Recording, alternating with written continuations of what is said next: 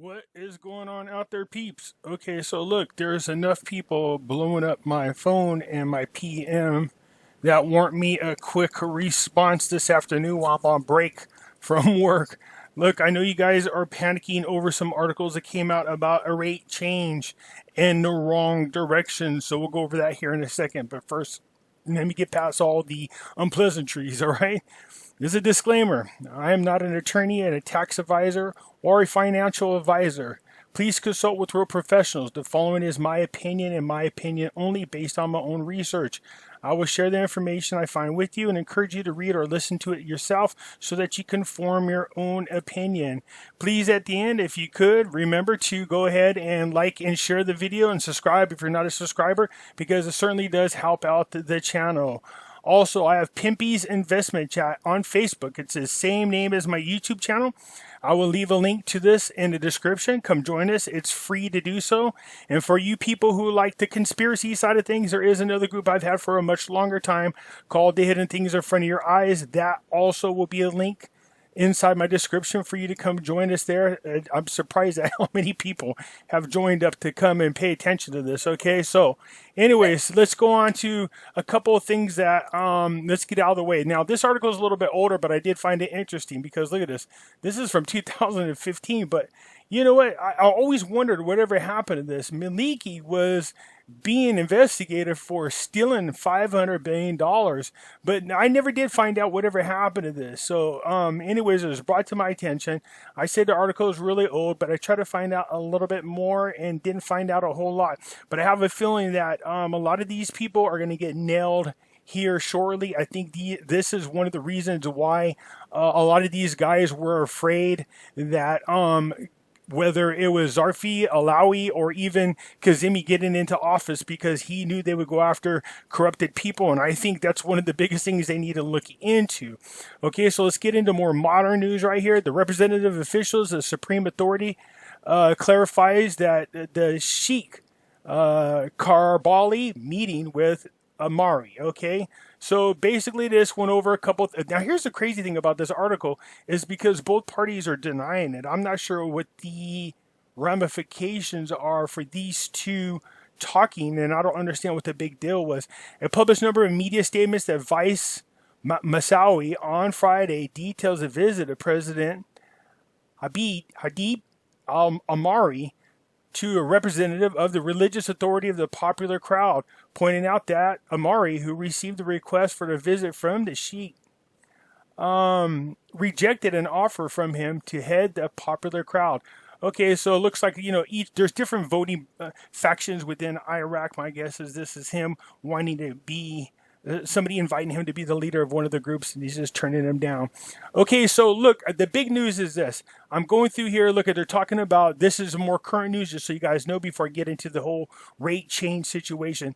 The Parliamentary Legal Committee revealed on Friday the difficulty of completing the file of the multiple constituencies in the electoral law, while stressing the political and technical difficulties over the file hindered the legislation of the law. So, committee member, I'm not going to try to pronounce that name, Shafak. There is difficulties and problems legislating the election law, noting that the law does not legislate and is not considered permissible unless the file of multiple electors districts is completed at the governorate level. Good Lord, get the words out. He added that there is a difference in political views as well as political and technical problems and differences on the applications of the files of multiple electors. So look, they're just, my guess is that, with the early elections coming up, my guess is this is just them getting their ducks in a row. They're just trying to make sure that they're, as we know, that Kademi is in there as a PM, but the real elections are supposed to follow shortly after. Okay, so the Iraqi parliament have voted on some provisions of the new election laws late last year under the pressure from popular protests against the ruling political class, but the legislation of the law was not completed due to the disputes over some of its articles. So see, this is just them making sure now they iron out what they need to do so that when they're ready to do the new elections, and that's going to happen here soon, they'll be able to get done. Okay,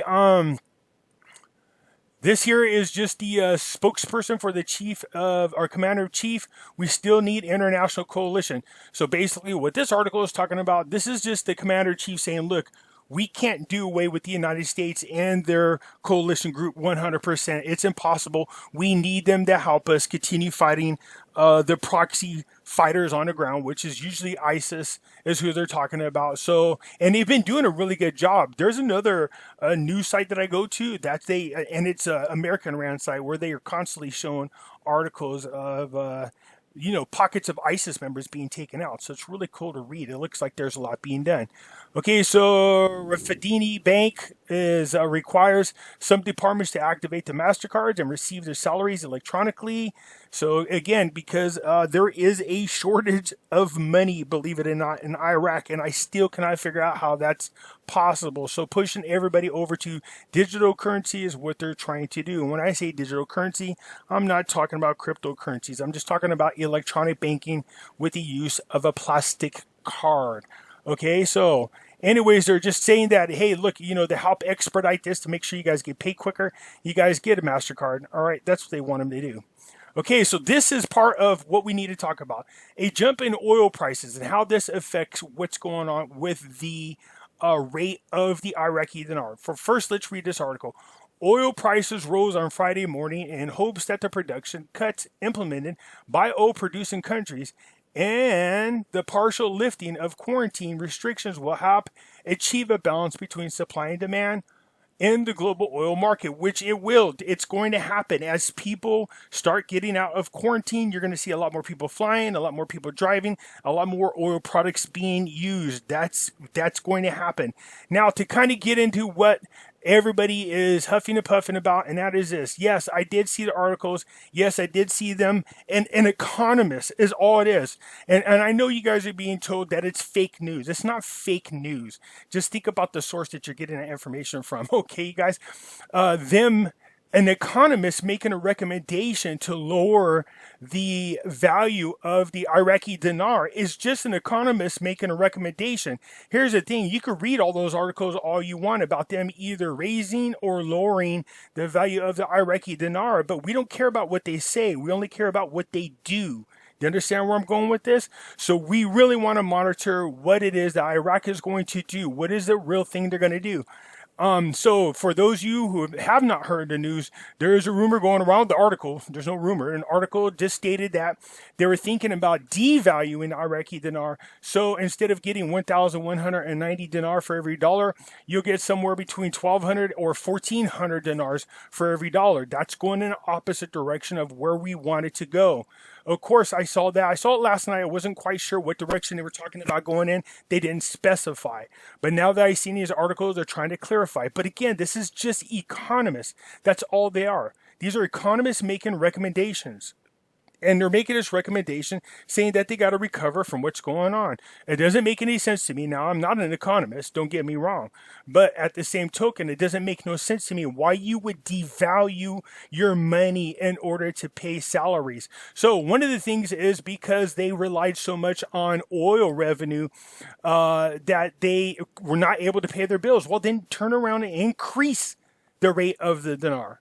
Okay, that's what you need to do. And if there's truly a shortage of Iraqi dinars in Iraq, wouldn't it make sense then to increase the value of the dinars? This would get people who are holding dinars to turn their dinars over, and then these would come back into Iraq if not held in the United States. But, a portion of them, I would imagine, around the world would at least make their way back into Iraq.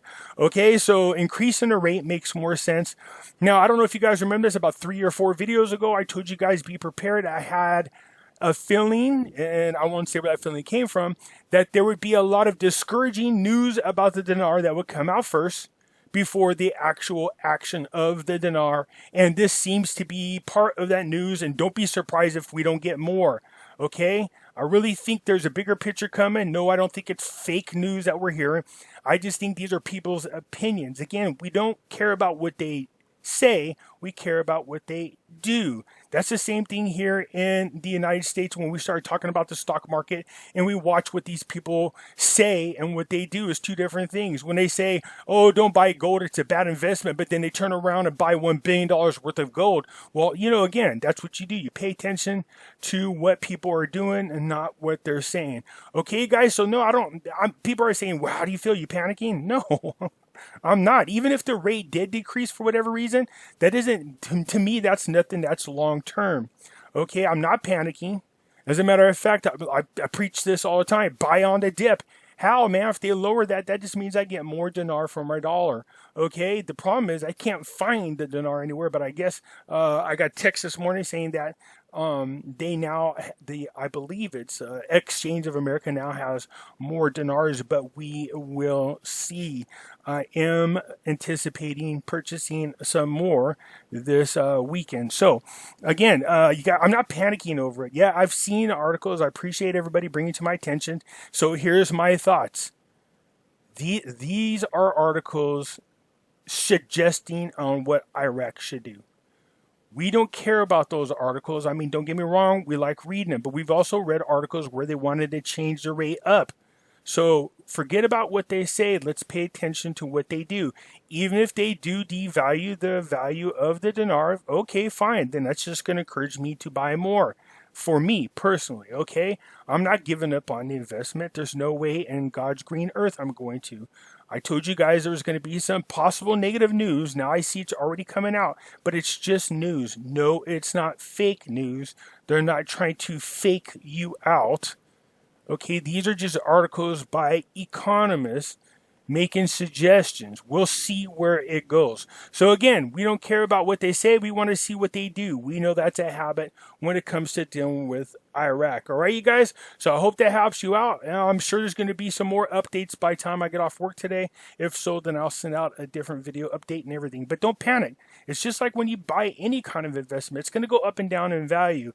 And the trick is not to panic when it goes down. You see, you don't ever get a loss on your investment unless you sell when it's down. Other than that, just hold on to it, ride it out. It will get better. All right, you guys? Have a good one. Bye.